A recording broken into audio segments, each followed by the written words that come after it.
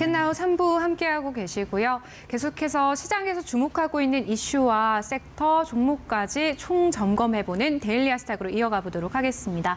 데일리 아스탁은요, 오늘 SCTV의 이민 전문가님과 함께 해보도록 하겠습니다. 전문가님 안녕하세요. 네, 안녕하세요. 네, 시장 흐름부터 먼저 체크를 해보도록 하겠습니다. 인플레이션 가능성이 고개를 들면서 뉴욕 증시가 급락으로 지난주에 마감을 했고 오늘 우리 국내 증시 역시나 외국인과 기관의 매도 속에서 약세 띄고 있는데요. 오늘 시장 흐름 어떻게 보고 계십니까? 시장은 좀 하루 정도 쉬어가도 된다라고 판단하고 있습니다. 물론 저번 주 한 목요일부터 좀 징후가 나왔죠. 근데 제가 계속 말씀드렸던 부분이 있습니다. 저희가 일본 엔캐리 트레이드 현상 때문에 개파락이 나왔던 부분에 대해서 지금 갭을 완벽하게 메꿔주고 2,700포인트를 찍었다가 오늘은 2,638포인트로 좀 내려와 주고 있거든요. 근데 시장은요, 이렇게 또 생각을 해보시면 될 것 같아요. 우리가 저번 주에 미국의 스태그플레이션 영향 때문에 미국 지수는 상당히 많이 빠졌습니다. 특히나 우리나라 증시에 영향을 많이 주고 있는 나스닥이라든지 S&P 500이 굉장히 많이 빠진 거에 비해서 오늘 잘 버티고 있는 거예요. 거기다 여기서 힌트를 좀 더 드리면, 물론 일본 증시는 오늘 휴장이지만 중국 상해라든지 홍콩 항생 지수도 같은 비슷한 비율로 좀 빠지고 있기 때문에 이 정도의 조정은 오히려 다음 2,700, 2,800을 도약하기 위한 좀 쉬어가는 장세지 않을까라는 생각을 좀 합니다. 좀 제 화면으로 좀 전환을 해주시면 오늘 코스피의 약간 움직임을 좀 보여드리고 싶거든요. 요거는 이제 코스피의 10분봉입니다. 보시면 아침에 좀 긴장해가지고 많이 이렇게 밑으로 좀 떨어져서 시작을 했어요. 이게 주말에 이제 뉴스를 보시고 나서 코스피에 대해서 좀 겁먹고 들어오신 분들이 많을 텐데 결국에는 2,600포인트를 절대 2,630포인트를 깨질 않고 계속해서 위쪽에서 버텨주는 흐름, 이 흐름을 이번 주에 어떻게 버텨주는지 좀 지켜봐야 될 것 같고요. 그 다음에 이제 코스닥은 훨씬 강하죠. 역시나 코스닥이 지금 코스피보다는 좀 강합니다. 물론 오늘 같은 경우는 코로나19 진단키트, 코로나19 관련된 종목들이 코스닥에 대거 포진되어 있기 때문에 위쪽으로 좀 올라간다라고 생각할 수 있는데 이 친구도 마찬가지로 개파락으로 이렇게 나왔다가 오히려 시장을 지금 회복을 해주는 그런 흐름을 보여주고 있다. 라고 정리를 해드리면 될 것 같아요. 결국에는 지금 미국 시장보다 우리나라 시장, 특히나 글로벌 시장보다 우리나라 시장이 좀 강하다라고 보여지고 현재 미국 선물 지수들이 좀 움직이는 걸 봐서는 아마도 미국 시장이 오늘 저녁에 좀 회복을 해준다면 우리나라 시장은 당장 또 내일부터는 또 위쪽으로 상승할 수 있는 가능성이 훨씬 더 높지 않을까라는 생각이 들고요. 오늘 좀 올라간 섹터로 본다면 역시나 코로나19 관련된 종목들이 좀 많이 올라갔습니다. 주말에 이제 중국 코로나에 대해서 이슈가 나오면서 약간의 시장을 좀 겁먹어주는 그런 흐름을 좀 보여주고 있고, 그 다음에 이제 인터배터리 2025가 이제 개막을 다음 주에 하죠. 3월 5일 날 하는데, 그때를 효과를 봐서 2차 전지들이 정말 잠자코 있다가 위쪽으로 좀 올라가고 있고, 그 다음에 이제 미국, 중국 간의 그 해운, 선박, 그런 수수료 관련된 이슈들이 나오면서 선박 관련주들이 또 시장을 좀 끌어주고 있고요. 마지막으로 좀 안 좋았던 섹터를 본다면 이제 반도체 섹터라고 볼 수가 있어요. 그 중심에는 역시나 지금 보시다시피 삼성전자를 좀 볼 수가 있고, 삼성전자를 보면 삼성전자가 좀 밑으로 빠지긴 했거든요. 그렇지만 지금 많이 빠지고 있진 않죠. 거기다 하이닉스 이런 종목들을 보면 좀 빠지긴 합니다만 크게 추세 자체를 이탈하지는 않는 흐름. 그러니까 오늘 반도체가 떨어진 이유는 딱 하나예요. 오늘 한국경제신문이었나요? 선발 주자가 나왔는데 중국이 이제 D램 쪽, 특히나 이제 고성능 반도체 HBM 이쪽 말고 AI용 반도체 말고 그냥 원래 우리가 썼던 레거시 반도체 쪽에 대해서 기술력이 많이 쫓아왔다라는 뉴스가 나오면서 전체적으로 반도체 완성품, 그다음 반도체 장비, 소재 이쪽들이 다 떨어지고 있는데 오히려 저는 이렇게 음봉으로 떨어져 줄 때가 좀 더 기회라고 생각을 합니다. 물론 당장 오늘 떨어졌기 때문에 오늘 무조건 사야지라고 생각하시면 안 되고 떨어져서 가격 조정을 받아줄 때 우리는 좀 기회를 보셔야 된다라고 생각을 하고요. 전체적으로 코스피와 코스닥 오늘 마이너스로 떨어진 거는 역시나 우리나라 수출 비중의 50%를 넘게 차지하고 있는 반도체 쪽에 좀 좋지 않은 뉴스가 나와줬기 때문에 오늘 하루 정도는 좀 쉬어가는 그런 장이지 않을까라고 생각을 합니다.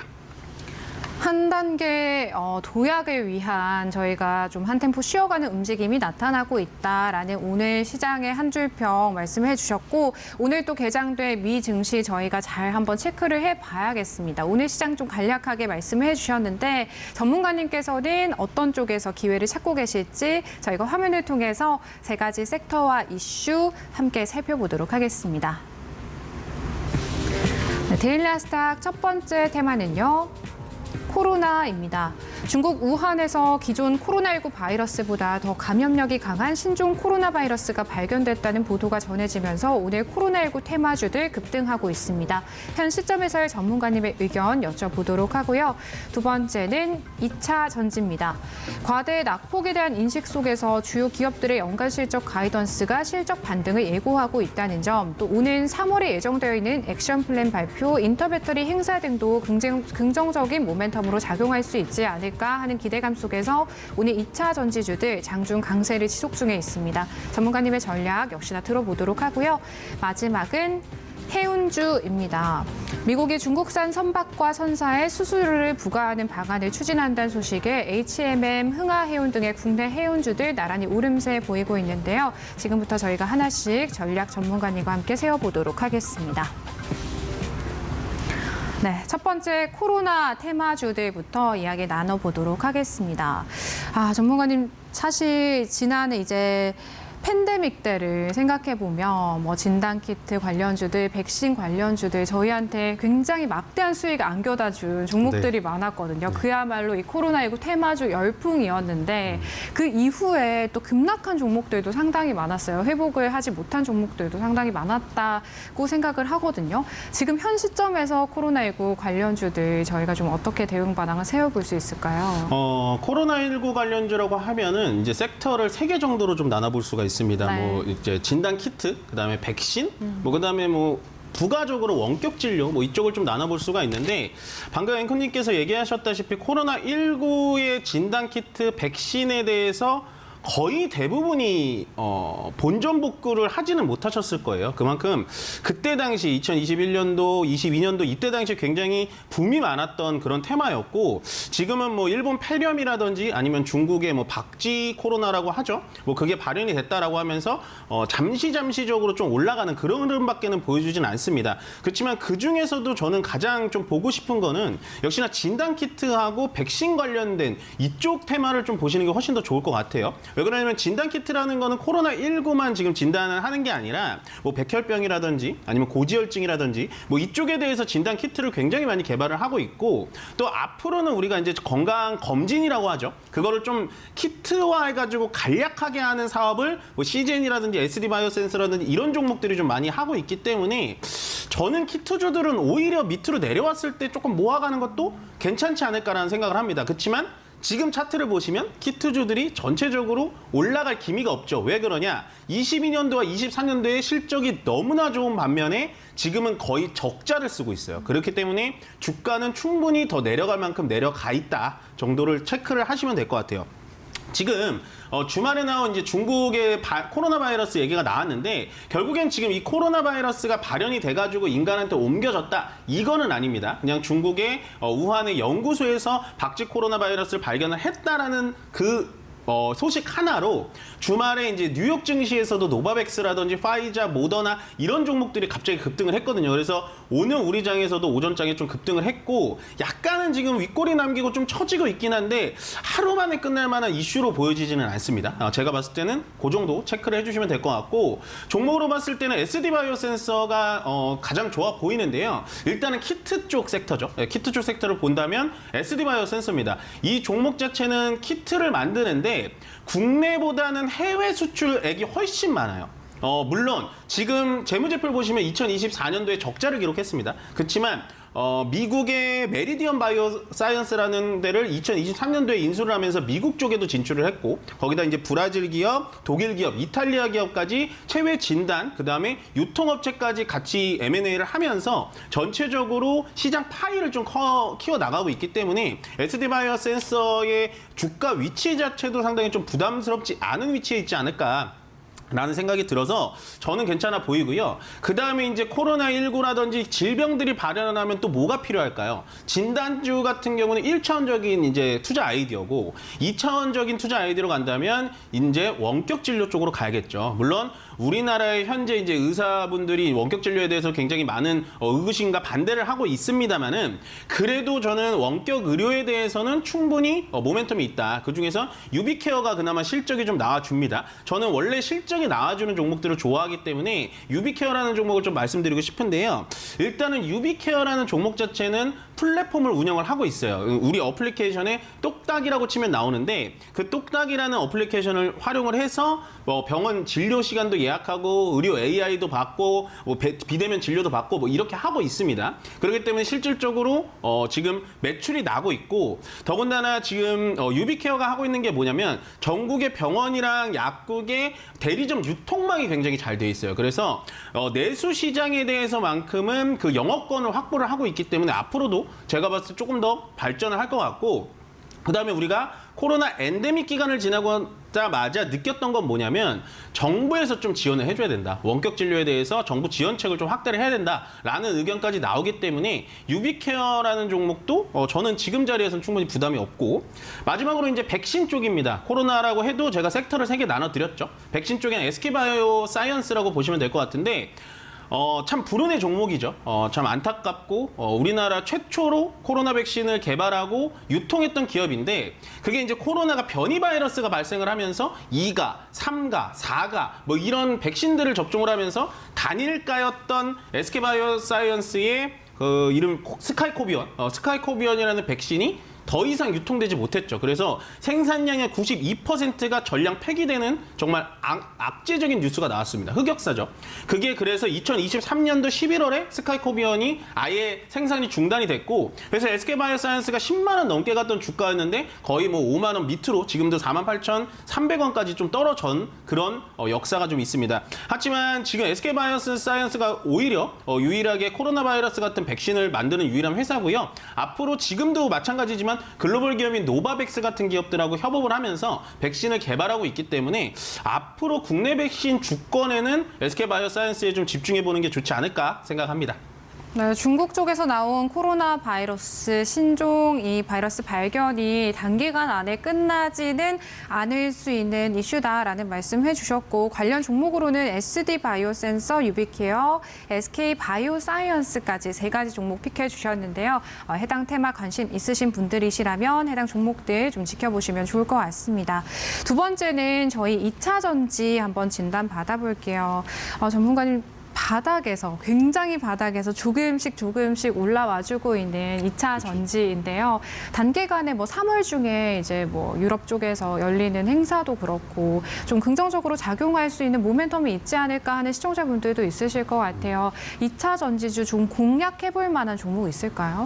2차 전지 테마를 가져오면서 제가 마음이 좀 무거웠는데 이것도 마찬가지로 코로나19 관련된 종목들이랑 똑같이 많이 물려 있으신 종목입니다. 그만큼 많이 저평가가 돼 있어요. 물론 전기차 캐즘이다. 전기차 캐즘이라는 뉴스가 나오자마자 갑자기 또 인천 청라에서 전기차 폭발 화재가 일어났고 거기다 테슬라 포르투갈로 가는 배 안에서 테슬라 차량이 폭발이 일어났고 그러다 보니까 또 트럼프가 당선이 돼서 전기차 의무화 폐지를 하게 됐고 결국에는 안 좋은 뉴스는 지금 다 반영된 주가라고 볼 수가 있어요. 그래서 지금 전기차 테마 같은 경우는 과매도 구간입니다. 과매도 구간이라는 거는 조금 쉽게 설명드리면 이미 팔 사람은 다 팔았다라는 얘기예요. 그래서 지금은 정말로 여윳돈으로 끝까지 남아 계신 분들만 좀 남아 있다라고 보시면 되고 요즘에 2차 전지 종목들이 위쪽으로 계속해서 올라가잖아요. 매물대가 있는데도 매물을 맞지 않고 올라가는 이유가 뭐냐? 팔 사람들은 다 팔았기 때문입니다. 그래서 올라갈 일만 남았는데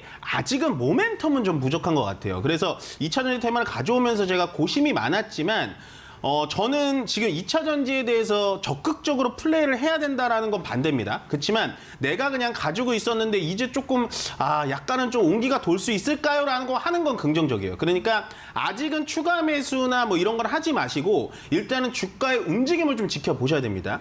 지금 당분간에 일어나는 건 인터배터리 2025가 다음 달에 좀 열리기 때문에 그 이슈 때문에 좀 올라가는 것 뿐이지 지금 자리에서 추가 매수를 고민하고 나 신규 매수를 좀 고민해 볼까? 라고 하는 거는 반대예요. 그래서 저는 오늘 조금 워닝 사인, 경고 사인을 좀 드리기 위해서 조금은 좀 기다려 보셔라. 아직은 아니다. 저 한 번 더 허리띠를 좀 졸라 매자라는 의견에서 좀 가져왔고 일단 2차 전지 종목 중에서는 가장 취향에 맞는 커피를 내린다는 건 내가 진짜 좋아하는 걸 찾아가는 특별한 일.